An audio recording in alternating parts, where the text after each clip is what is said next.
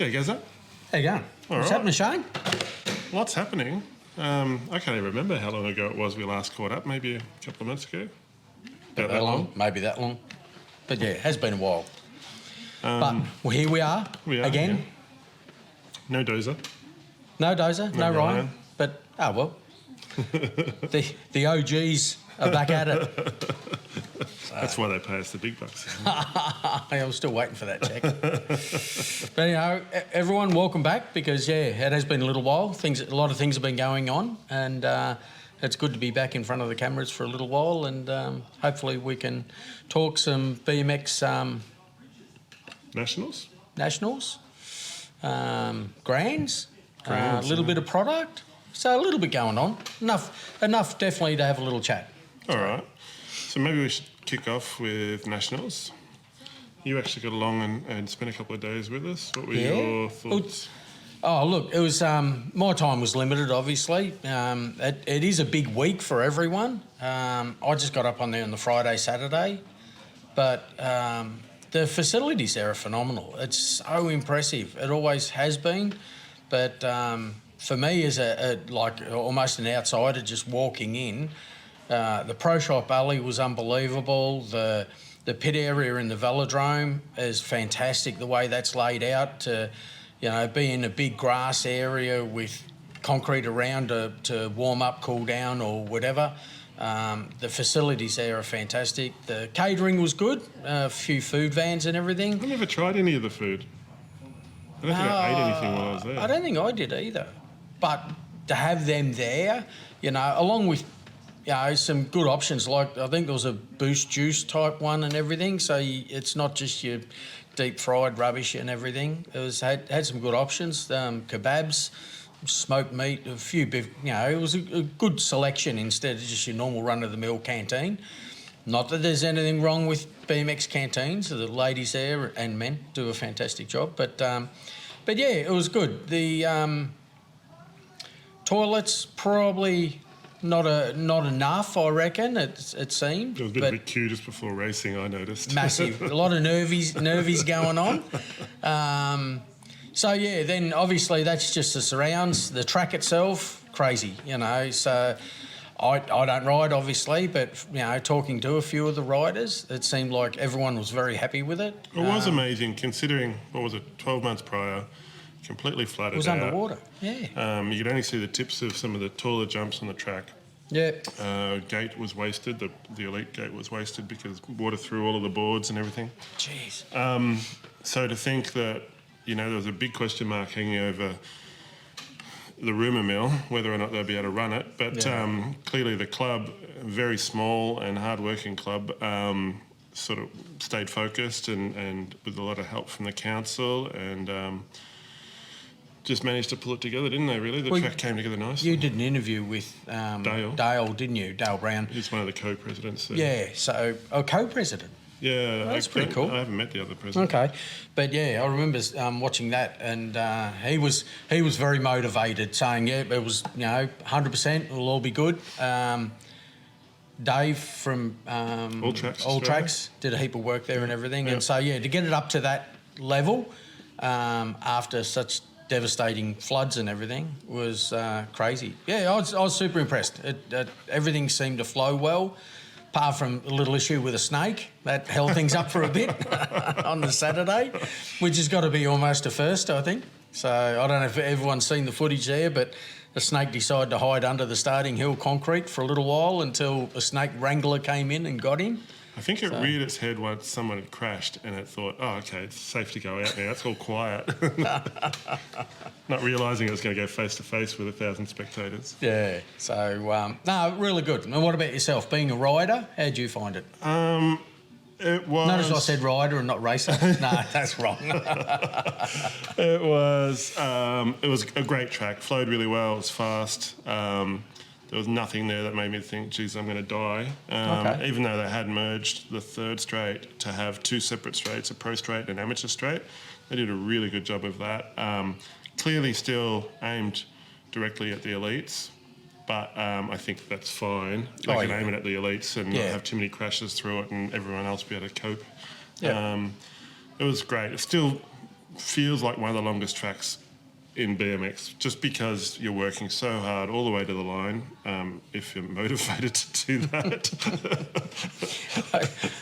I did notice one standout when you talk about, pushing it all the way through to the line. You got to give Dean Patch a bit of a shout out. He hadn't been on his bike for so long and did so well, leading the final, and then come around the last corner and his legs just gave out. Talk about pedalling to the line. He had nothing.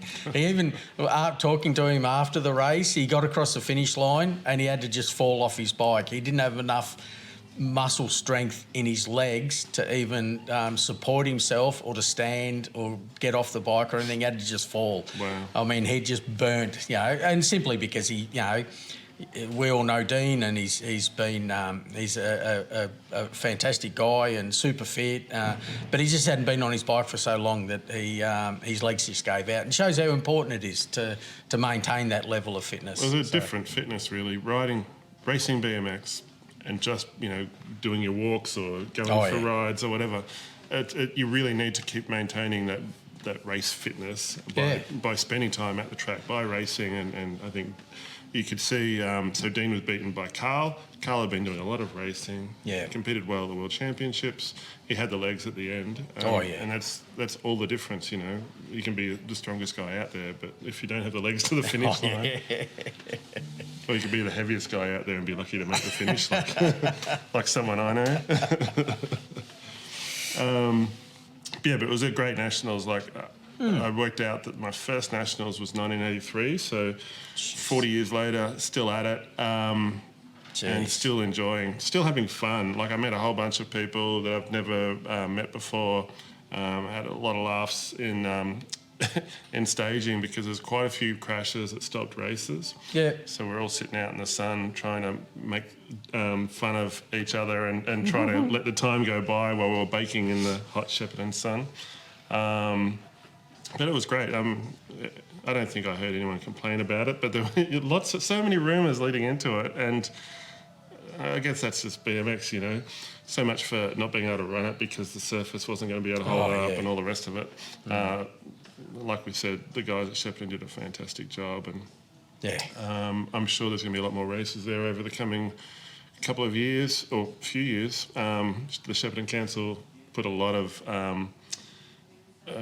infrastructure in place, and I believe they're building a new 2-story club room, which was supposed to coincide with the Commonwealth Games, but they're still committed to putting that in. They're just going to get stronger and stronger and bigger and bigger. I was talking to Stewie Kelly from the club. He said they've had a lot of locals come in to do club sessions with Gates and really showing a lot of interest in racing. So it'd be nice to see Shepparton grow their club. That's the exciting part of it, when you see those new people coming in, the locals just coming in to try it and everything. I mean, that's how we all got into it, basically. You just, you discover BMX and you come along and you get addicted. 40 years later, you're still riding. I need to reconsider my life choices. No, I don't think so. I think you would have. I don't think you'd have any regrets looking back with the amount of friends you've made and absolutely, and the travel that you've done. I was thinking that it would be my last nationals. Just wanted to sort of make sure BMX was more fun for me, but I did have a lot of fun there. Yeah, so I mean, I may not go to Perth, but next time it's in driving distance. Yeah, it is a big effort. I mean, we talk about big effort going to Perth, but you got to give a shout out to the likes of Mark from Midland Cycles, Rosalie from City Centre Cycles. The travelling that those people do. When I turned up, and obviously we've got a bit to do with the pro shops. When you look at the effort, the time, the money, the travelling and everything that those people do, I mean, John Sturzaker from Trail and Track and everyone else involved in the pro shops, they do a mighty effort. But when you see him travelling that sort of distance, and here we are saying, I don't know about going to Perth, and we're talking about flying with a bike and a helmet, These people bring truckloads of product from thousands of kilometres away, and they've still got businesses to run. You know, they've still got shops that are open and staffing issues and all that. And you think it's an incredible effort for them to turn around and come to Shepparton. So I think it's only fitting that we all try and make a bit of time to possibly go to Perth and have a race. Well, it's not only the businesses that come and try to help the riders at the track. You know, you got your riders who travel all year long from all corners of the country. Yeah, exactly. And, you know, it's a big effort for someone who's going to go to an event just to experience the event itself, not necessarily to make money and support the riders at the track. But, you know, after 40 years, you start wondering, okay, should I be saving up my bickies and maybe doing another overseas trip or something? Or spending some time with my family? It was good to have that experience, though, because I didn't have to spend, and it was so close to home, I didn't have to spend all of that time at Shepparton. So I went up for the practice session, came home again and just relaxed. Because what are you, 2 hours? 2 hours. 2 hours from Shepparton. And then I did the National Series round and then went home and relaxed. And so I was only really at the track when I had to be. And I was talking to a lot of interstate riders that sort of struggled to find things to do and ended up just hanging out at the track all the time. And, you know, I've been there, done that. And while I love BMX, I don't know if I could have spent a whole week sitting out waiting for my races to come around. I suppose when you look at it, it is a location, not take it away from Shepparton, because there's a lot of good stuff to do in the Shepparton area. But, you know, when you travel from interstate and you are stuck there for a week and a half, well, not stuck there, but when you're there for a week and a half, finding things to occupy your kids and occupy yourself during that week probably would be fairly difficult. Be all right for the first time you're there, or excuse me, or you know, first 2 or 3 times you're there. But we've had the nationals there a good 3 or 4 times now, and you know, being local, we've been up there quite a bit, even just for training sessions or club races or just to hang out. But yeah, it's nice that they do move it around, because imagine if it was at Shepparton every single year. Although, you know, the racing would be great and the track would be great and it'd be good for people that have only done it a couple of times, but it'll get a bit sameish after a while. Yeah. Perth will be good next year. I don't know whether I'll be heading across the Nullarbor, but done that 6 times or something now, and you know, and again, heading across the Nullarbor, I was talking to Mark at Midland Cycles from Perth, and that was his 3rd trip across the Nullarbor with his pro shop this year. Wow. And you think that's incredible. But anyway, all in all, I think, unless anyone's got any feedback, any other feedback, but as far as I'm concerned, the Nationals were great. Facilities were good. Racing went well. We're going to talk about the pros. And cons. And cons. But it was Josh Jolly taking the win in Junior Elite for his first year in Junior Elite. So geez, how good has he come on? Yeah. That was a really good interview that you did with him last week. Watch that. That was brilliant. Yeah. So definitely have a look at that. It's on bmxultra.com. So just go and look for the link. Yep. No, really good interview. And also, I'm just trying to think, Saya Sakakibara won the women's. I'm not going to remember the under-23s, I'm afraid. Bodie Turner won the elite men. Yep. And then Superclass, I'm just trying to think. I think Bodie Turner had a bit of trouble. Jack Davis won that one. Jack won it, yeah. So I saw him racing at Grands. He gets around a bit, that guy. He certainly does. Lovely guy too. Full of beans. And I think Bella May might have won Superclass women. Does ring a bell. We probably should have done some research. Probably. But I mean, you guys know where the scores are anyway. You can go to ourscores.com and check those results. But it was definitely maybe a little bit light on when it came to elite women. But it was great racing all round. They had a whole lot of people in Superclass men on the Saturday of racing. I think there were close to 50 riders. Jeez. Yeah, and well represented. Talking about Josh Jolly before, he finished 4th in the final. Jeez. So the young guy really mixed it up. I think, did Max pull a 2nd? Yep. That's about as good as my memory gets these days. Better than mine. But yeah, great nationals. Yeah. So what else? And there's more racing going on at the moment too, isn't there? Oh yeah, Grands. Grands is fired up at the moment. So I don't. We're right in the middle of it. The Pro Spectacular will be on shortly, so looking forward to watching that. We did see Caelan Young in amongst it at the Race of Champions yesterday, finishing second to Barry Nobles. What other Aussies? Jack Davis was in there, but I can't remember how he went. I know. Talking with Caelan, he was hanging to race Barry Nobles, just to, I suppose, to be able to gauge himself against Barry, because I didn't realise that it's been so long since Caelan's been over to America, and he did Australia proud. He really took it up to Barry, for sure. Came second, but not by a huge amount. No, it was probably half a bike or something. Right on his tail. Yeah, it was brilliant. Good riding. I remember watching Barry turn around to see who was behind him, and Caelan was right there. He looked surprised. Yeah. And it was good because they come across the finish line. I think there was a bit of a fist pump between the pair of them over the finish line. So, obviously, really good competitive nature there. So, obviously, as far as Aussie women go, Lauren Reynolds is in amongst it. I think she finished 5th at the Race of Champions. Yep. Always seems to make the finals. Always very consistent. Very consistent. Yeah. Almost effortless when she is racing motos. Never panics. It's just amazing to watch. Yep. Hopefully we get to see a bit more of her racing beyond Olympics next year, but I'd be surprised if she does keep going. Yeah, she's been around, a bit like you, been around for a long time in the sport. Elise Post was killing it, so I imagine she's going to win her 400th pro title.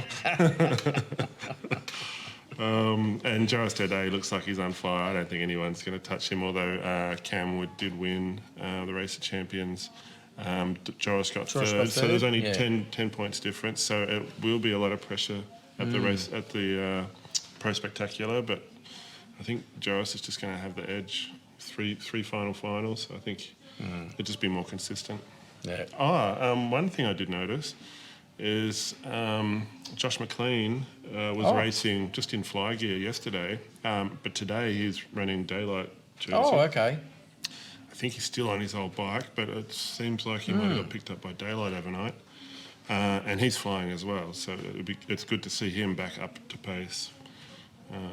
I don't remember. He flies under the radar so much, doesn't he? Well, I mean, being out of the sport for so long, it was Grands last year where he injured himself quite badly, and to be back 12 months later and still be up to speed, it says a lot about the young champion. I think, he's still got a bright future ahead of me.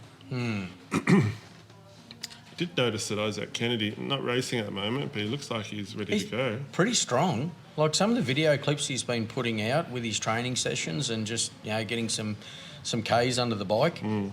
Yeah, he's looking strong and surprise to everyone, I believe, because it was such a horrific injury that we all thought he was going to be out for a really long time, but it seems like he's come back a bit earlier and stronger than what anyone anticipated. I was told, another BMX rumour possibly, but he was fit enough to compete at Nationals, but decided to just keep training through till World Cups next year. Okay. So it'll be interesting to see how he comes back into racing without, rubbing shoulders. I'm sure they do that kind of training next to each other and close to each other. Yeah. But yeah, it's going to be an exciting start to the year next year. Well, it's an exciting year all round, really. Definitely. World Cups. There's always so much to look forward to with BMX. Seems like, all the rumour mills going on, the racing that's going on. It seems like a lot more people, obviously post-COVID, are travelling now. You look at, like the Jollies, Wayne and Josh. I mean, it seems like they're on planes and overseas or somewhere more than they're home these days. There's a lot of people doing that is so committed and just travelling a lot. So, there's a lot to look forward to next year, definitely. Is there much on the horizon as far as new products that you're aware of? Look, the main one, I suppose, and we can't even talk that much about it really, is the new profile cranks coming out. So, believe they're at the Grands and on display and for sale at the Grands, which is really difficult for us here in Australia because we've got really no information on them. Or should I say very limited information on them. We've got pre-orders in for them, so we'll have them here. Supposedly, from what Profile have told me, they'll be shipping my order in say 2 weeks. They should be here in Australia, but they're really sort of taking on that DX market and everything. They're going to be known as the Elite ALs, aluminium version of the Elites. They're still a 3-piece crank with a 30mm spindle. They're only in 175 black to start with, but with a removable spider. And that's about the limit of the information, isn't it, really? Yeah, there's not much out there. I know you've been communicating with Profile quite a bit, trying to get more information. There's a lot of photos online and everything at the moment on them. So when I was there last year, Corey was talking about these cranks and said they'd be available at the start of the year. So obviously a lot more development and time was required, a bit more research, and they've been doing a lot of testing as well. So they must be happy with them for them to be out. But I think they're still trying to sort of figure out, what options they need, what bottom brackets, what crank lengths people are looking for, and given that they're alloy, what colour options they want to provide. So fingers crossed, we'll have more information soon. Yeah, well, hopefully by the time this goes to air, we should have more information almost. Yeah, it's a daily thing. It really is. It's just evolving every day. Like Shane and I have been in communication a heck of a lot, and Shane's been communicating with riders at the Grands as well as Profile, and so have I, trying to get as much information and pricing and specs and everything. But it'll be quite exciting because they're actually quite a universal crank set.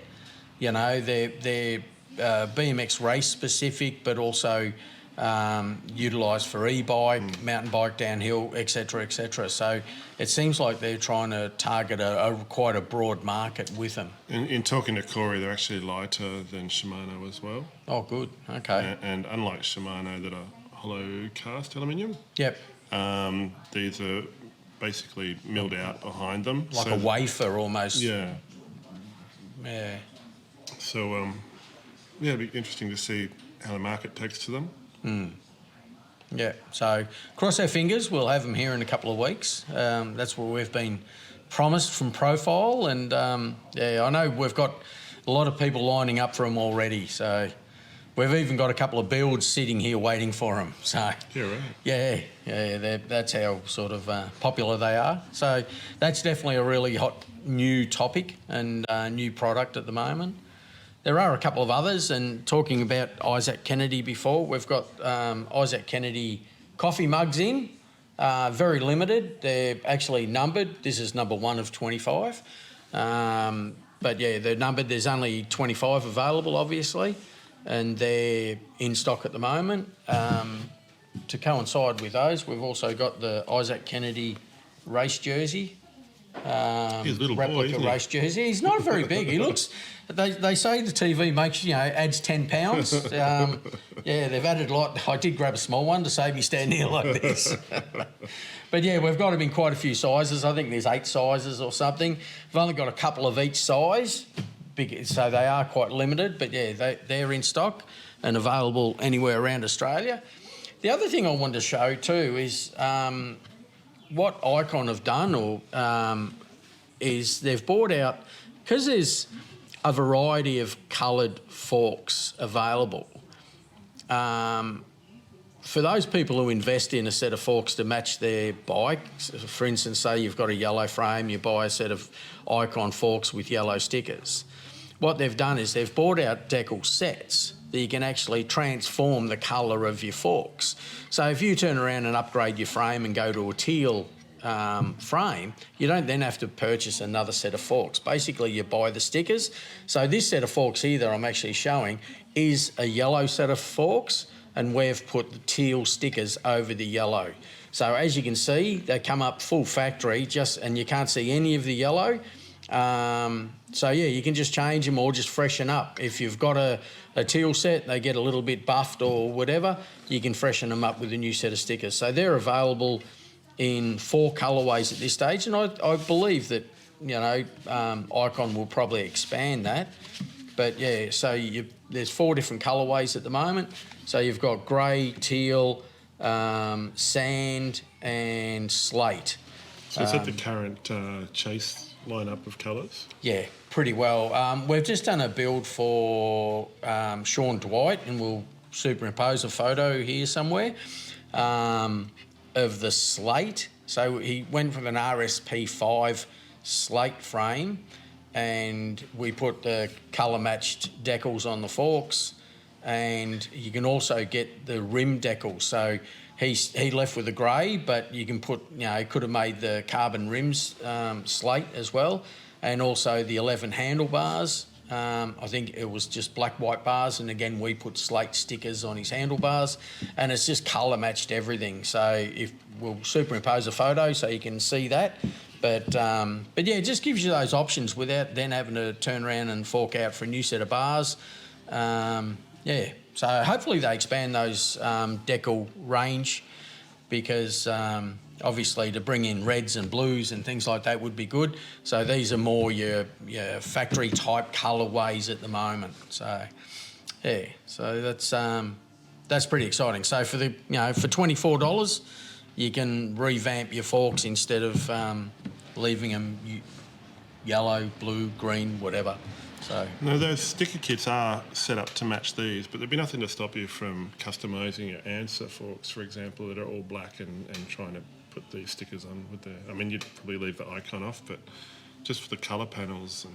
Well, we've got the same for answer forks. Oh, okay, wow. Yeah, so I probably should have had those here as well, but yeah, the answer forks are the decal sets for the answer forks, which are pretty well the same. Is a massive range. Like for each of the forks, like the Pro 20-inch fork or whatever, I'd have to estimate there's probably 15 different colourways, because they don't just have your normal colourways, but then they've got a flow version, so they'll have yellow stickers, they'll have flow yellow, but then they've flow, also... you mean fluoro? A fluoro, sorry, yeah. And then they've also got chrome versions, so you can have red or you can have red chrome stickers. So yeah, Answer have done exactly the same. We'll showcase those probably in the next episode. Yeah, so simples. I've got a bit of show and tell as well. Yeah. So the profile BSX2024 is coming up quite quickly. I think it's only 6-7 weeks now. And the track's coming along beautifully. We haven't made much in the way of changes, but yeah, the track's scrubbing up quite nicely and the event's coming together quite well. This year, to do something a bit different, we got stubby holders, or beer koozies, I think some people call them, which have the T-shirt design on one side and the profile logo on the other side. So we're selling them for $15, and we do have quite a few, and we have them in stock right now. So if people want to grab them for Christmas gifts or to get ready for barbecue season, just get in touch with us through BSX Inc. social media on both Facebook and Instagram. They're very cool. Yeah, we like it. So, actually, they're stubby coolers up north. Down here, they're hand warmers in Melbourne. But yeah, no, they're very cool.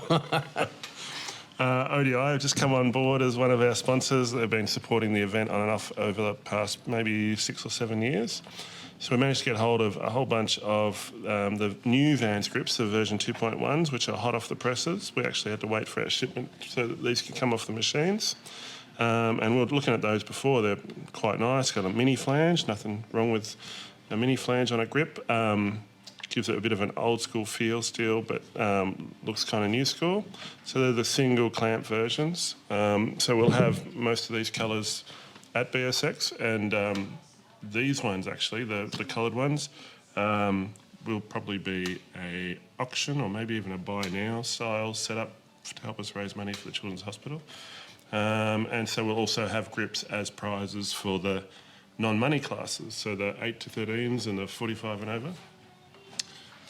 So what BSX is this? This is the 19th. Yeah, Whoa. yeah.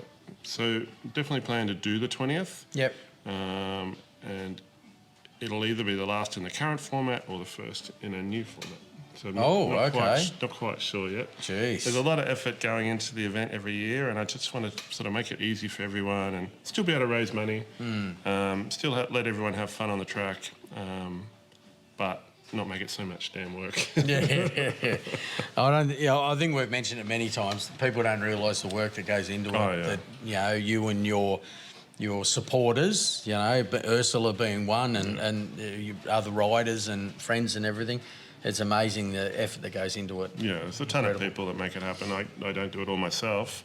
Do as much as I can to take the load off everybody else. But on the day, we have about 25, 30 volunteers all working flat out to try and keep everyone happy and keep the day fun. There'll be a bit of a change of the guard. We won't have Craig Graham with us helping with the commentary team.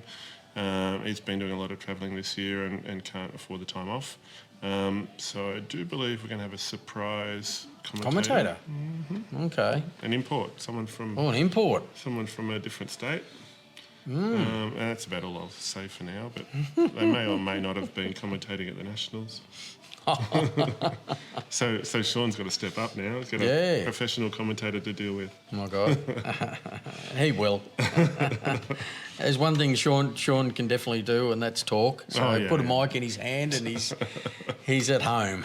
It gets a bit harder for him with a camera. He doesn't talk quite the same, does he? No, he doesn't. No. A lot of people are very shy with a camera, which I suppose, for you and me, it's fairly easy. We've been doing it for a little while, but it helps that we're so handsome. Oh, that's it. My camera's warped if that's the case. But it's we've spoken to quite a few people that have really got the gift of the gab, and you turn around and say, okay, well, can we do an interview with you? Oh no, I'll talk to you off camera, but not when you're recording. So, but anyway, those people like Scott Shepparton from BMX International, but some of those we really need to tie them down and put the camera on, or just put the camera on and just film them incognito without them realising. Maybe a little hidden camera or something. But there's a lot of people that we need to sit and talk to and get their opinion on things, because it'd be good. Well, that's about all I've got for today. What about you?